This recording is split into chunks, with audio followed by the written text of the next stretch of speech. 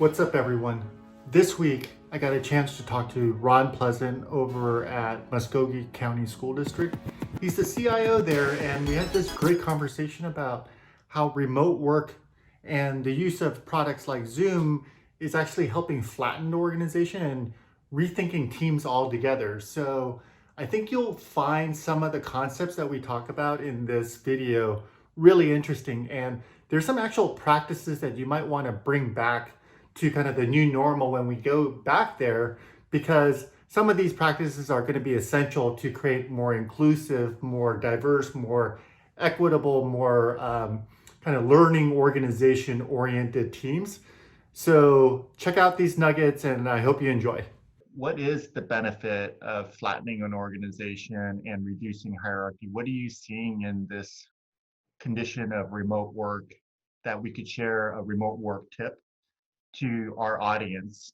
And how is that impacting the way you think about how to engage your team and your peers? Okay, so one of the benefits is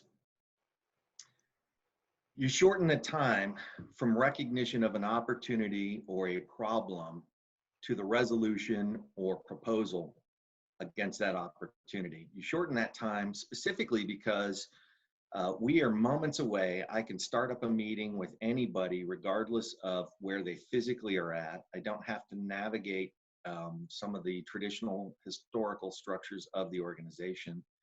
I can put together teams based on expertise or skill set, and they are equivalents, they're equals. Um, for lack of a better term, we'll call them task-based teams. We can circle around an issue, bring in that task-based team, solve that, and go back to our normal team structures. That's more difficult to do in the physical meeting space because there's built-in bias around what part of the building you're in. We have to get a meeting space, all kinds of things like that. So one of the benefits is it's faster to resolve issues that pop up, and I like that a lot. The other issue is when we see that, we see a furthering of information flow. Sometimes a team knows about a problem or we're working on something in the future, a future version of a product, but we don't share that out quite as effectively as we ought to. And that's one of the struggles I think that most organizations have, effectively communicating information out. So this kind of a structure allows some of that to happen at the lowest level. Rather than the traditional, I have to report up and then it'll report back down. This is happening just across the board where somebody says, oh, we were working on this and maybe this is a time for you to become aware of it. So I like that a lot. I think that it reduces the complications of an organization to be effective. Yeah, I think that's great. One of the things that I've been thinking about in a resource constrained school environment is we always go to the same people all the time with the same projects.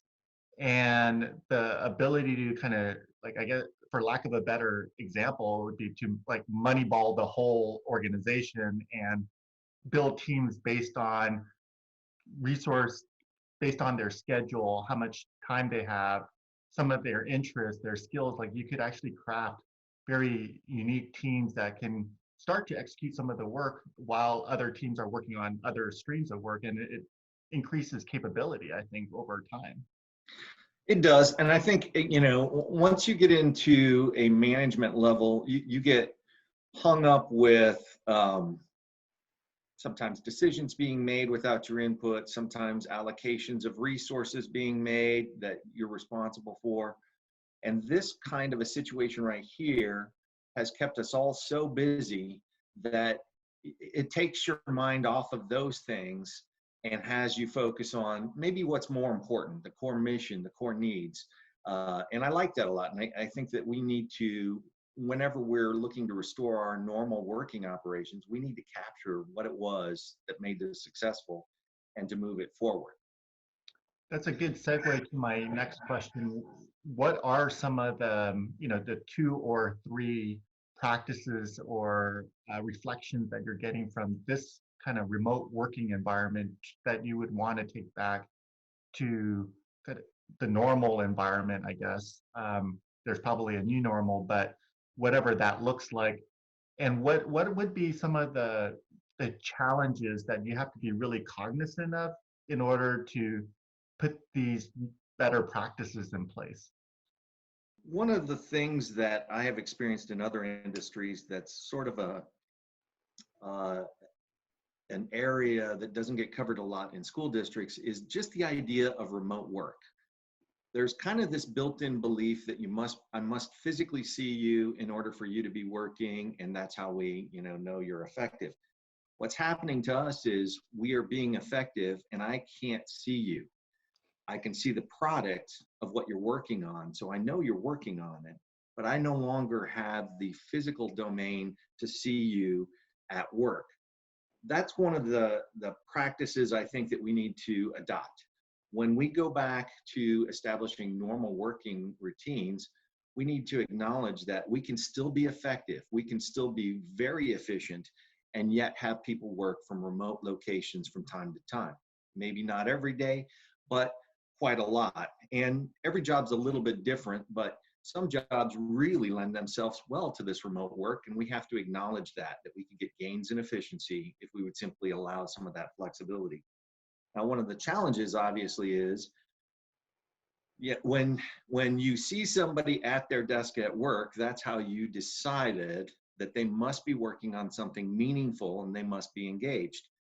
That's probably not a fair way to determine that, but we don't get that when you're working remotely. So now we have to actually think about work product progress. So I need to see work being done, not see you doing work. And that's a different way of thinking about it. And you can do that by establishing, I think you've mentioned it before, deliverables, by establishing regular check-ins. You can start scheduling out some of these things so that you can measure work is happening towards the end goal. I can see it, I can quantify it, even though I don't see you. I think that's great. Yeah, I think that I just wonder if when the adults and the educators start to experience that basically the removal of seat time, I wonder if the system will finally remove seat time for our students and start thinking about what the students are delivering and and how they're showing their learning, as opposed to funding schools based on how many minutes they are in a seat. Yeah, that's an excellent point. School funding is very, very traditionally mapped out, and it was probably a bit outdated 15 years ago. So we're seeing nothing but more of that now. I know that there are many people who would like to see that change happen, but I also know that some of the concerns are the socialization, the physical proximity.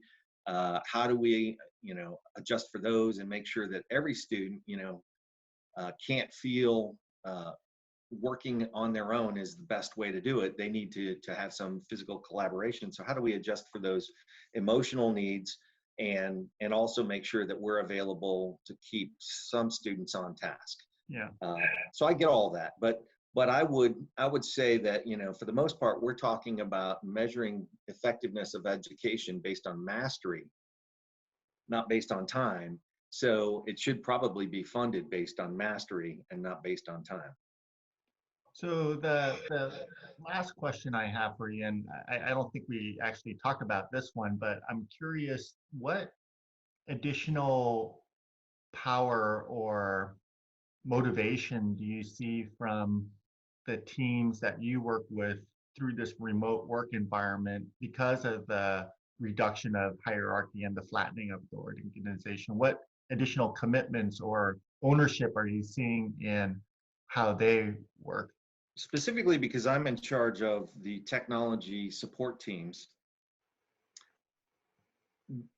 those are individuals that are very comfortable working remotely, and they're highly sought after in industry. And so, they can command great salaries, they can command great sets of benefits and things like that. that we can't always offer in a school district. So one of the benefits is I give you job flexibility. I give you an opportunity to adjust your work-life balance in a different way than we have before. I think that translates into commitment. When you recognize a worker's need to be out of the office today to take care of something else, maybe it's the cable guy or internet guy coming to your house, but still being engaged and working, you're honoring them as an individual, and in turn, they will turn around and feel a sense of commitment to the organization. This group looks out for me, I look out for them. The power is, sometimes it's just too noisy and chaotic in an office, and I need to step away and focus on some things to get some work done. And I think the power of giving them this opportunity allows them to be in the driver's seat. I need some alone time in order to get down the road on this project. Great, let's do that. My background being in IT, and actually at one point being a programmer, has always been around the project deadline, not around the project work hours. So if you needed to program in the middle of the night because that's where your inspiration was, we didn't care as long as you made the deadline. And I think that for those work products that are deadline based or deliverable based, that's a great amount of flexibility for somebody. And I think people are gonna just stay committed to that kind of an organization. Thank you so much, Ron, for the time you made today. I really appreciate the conversation. I think I might have to reach out to you for a few more talks like this because the topics were just rich. So thank you again. I'll give you a virtual fist bump.